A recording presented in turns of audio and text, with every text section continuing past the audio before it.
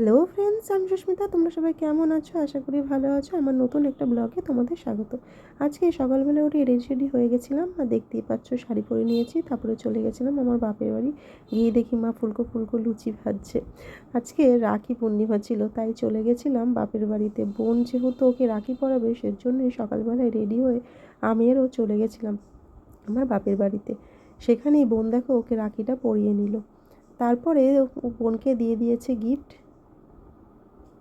গিফটের মধ্যে দিয়েছে কি সেটা তোমরা ভিডিওটা লাস্ট পর্যন্ত দেখতে থাকো, তাহলেই দেখতে পাবে। এদিকে বোনও দিয়ে দিল খাবার। তারপরে আমরা সবাই মিলে খেয়ে নিয়েছি। আমিও খেতে বসে পড়ে গেছিলাম। দেখো, খেয়েছি লুচি, ছোলার ডাল, মিষ্টি। তারপরে মাকে বললাম গিফটটা খোলো, যেহেতু বোনের সময় নেই, বোন বেরিয়ে যাবে, ওর জন্য বোন গিফটটা খোলেনি, মাই খুলেছে। এই দেখো, এই গিফটটা দিয়েছিলাম আর একটা চকলেট দিয়েছিলাম। ভিডিওটা কেমন লাগলো জানিও, ভালো লাগলে লাইক কমেন্ট শেয়ার করে দিও। টাটা।